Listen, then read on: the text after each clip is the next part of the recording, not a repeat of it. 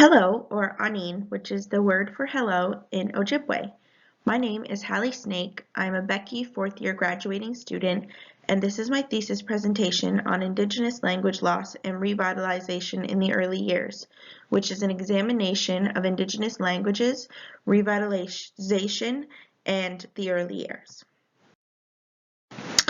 The purpose of this project is to bring to light the status of Indigenous languages mainly within Canada, specifically looking at what language loss is, how it became, and where we stand now. With Indigenous language loss, there are many revitalization or reclamation efforts that have been done, as well are in the process of being done, and what is being aimed for in regards to reversing language loss in the future. The most vital part of the study is where children fit into revitalization and how the early years plays a crucial role in language loss reclamation efforts. So, what does language loss mean, and how can children reverse or revitalize language loss? These questions will help give educators an idea on what to do with language loss and give them a clear idea with the solutions to these specific questions. First, it's very important to note the importance of language among Indigenous peoples with a quote by Kwaja 2021. Language is more than just a mode of communication, especially for Indigenous communities that have long endured the attempted erasure of their culture and heritage. Language loss is one of the top devastating effects of settler colonialism, accompanied by culture loss, intergenerational trauma, and an overall loss of identity for Indigenous peoples. Residential schools are the main factor of trying to assimilate Indigenous people, where speaking their language was forbidden, causing generations to forget or to not learn their mother tongue. The scrutiny and abuse faced forced Indigenous people to stop speaking and sharing their sacred languages, thus resulting in the rapid decline in endangered and extinct languages across Canada. Here I have a quote by Hinton 2011. Indigenous and minority communities around the world are making strong efforts to regain knowledge and use of their endangered languages. So, Statistics Canada released data from the 2021 consensus that shows about 240,000 people reported being able to speak an Indigenous language, which is a decline from the 2016 consensus. That figure was around 251,000.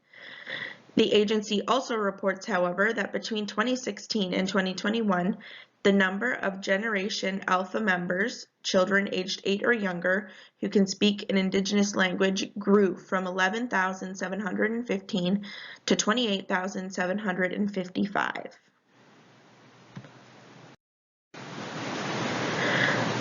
So why is this important?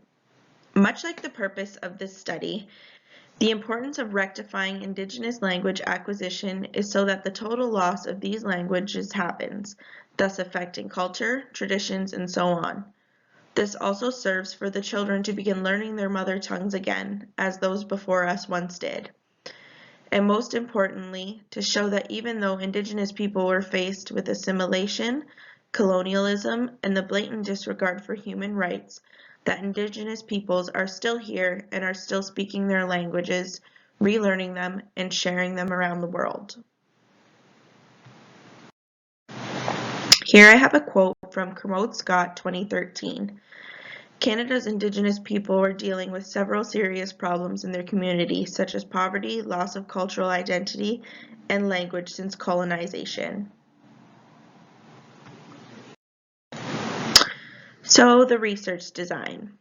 This paper included a qualitative approach, which led me to a content analysis of various reports, articles, websites, and so on. Collecting of the data was fairly easy as there isn't many sources that were published or fitting for the specific criteria of information I needed nor wanted for this study. I was able to narrow my search down to 20 sources on language loss, revitalization, and a child's role in language revitalization. Within these 20 sources, 2 common themes presented themselves that were evident throughout all literature in stating that language loss resulted in more than just the death of a language, but also a culture.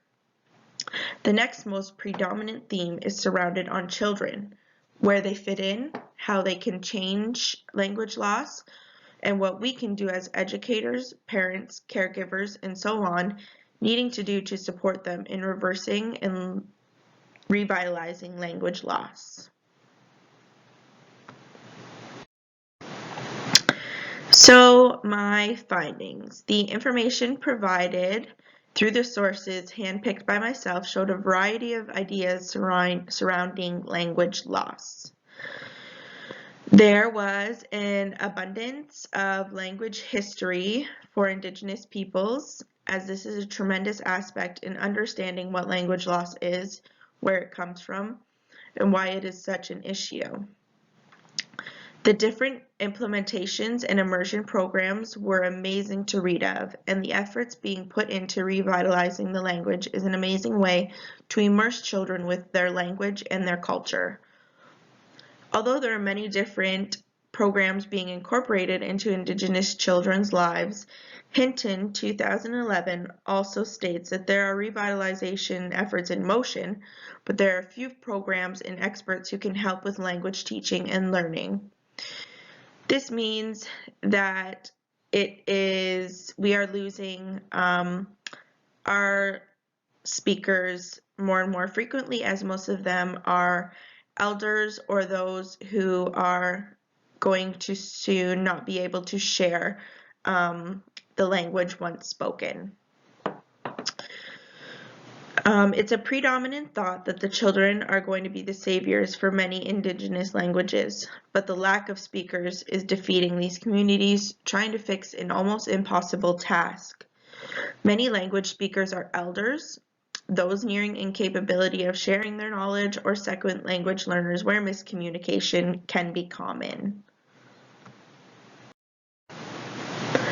As I gathered my resources, critically read, and examined them, it is notable to state that many controversies and implications arose within the sources and within language revitalization efforts. So first, geographical context plays a heavy role in many different ways. When there's scarce information about Indigenous communities in Canada, excuse me, I did come across some articles, web pages, and journals from other parts of the world who are experiencing the same thing. This goes to show that all cultures have and maybe even will experience issues in language retention within their communities at some point in their lives. Reiterating the issue previously stated, it was sometimes complicated to find data relating to the study within Canada's scope.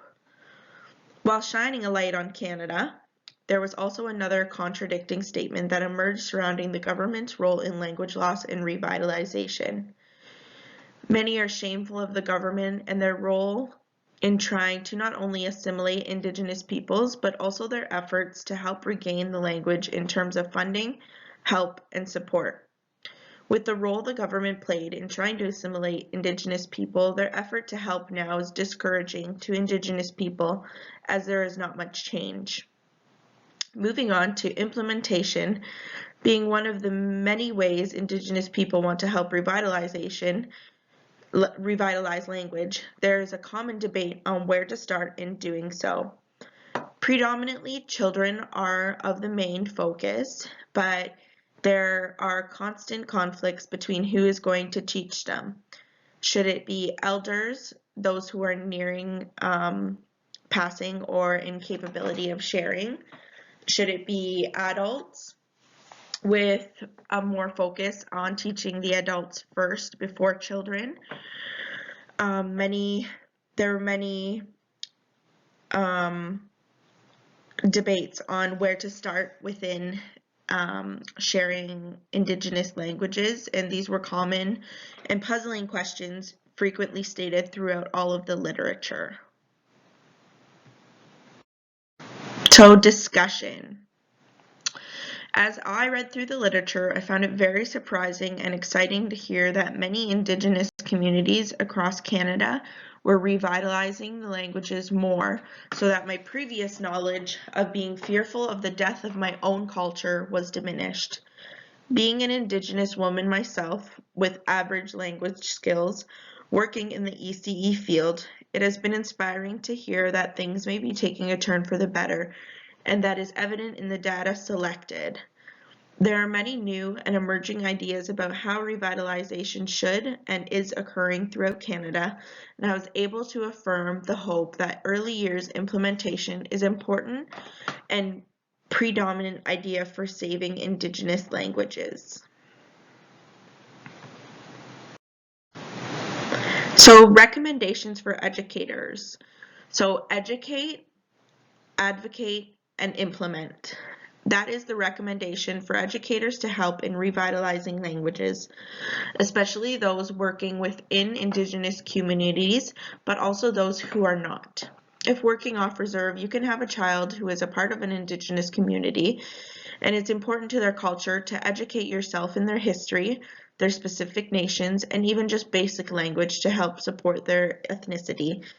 Simply making a few web searches, reading up on some news, or even conversing with the child's family to learn a few basic words from the family can help support those children in their language and your own knowledge.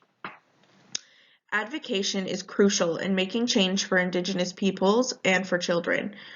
Revitalizing language is not an easy task and has had a growing success rate, but slowly. Being able to speak up for children who are working on saving languages and not being able to express that themselves creates a gap that educators can fill for them.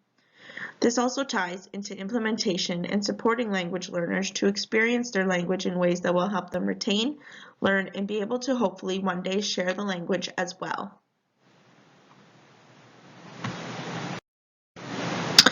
So here are a list of a few resources that you can look into, which will also be linked with this presentation.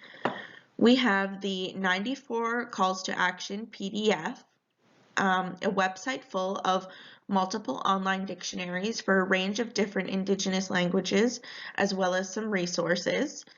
We also have the First Nations, Inuit, and Métis language resources by the Government of Canada, and a link to the Ontario's Teachers Federation on supporting Indigenous students. Thank you, or miigwech, which is the Ojibwe word for thank you, for listening to my presentation.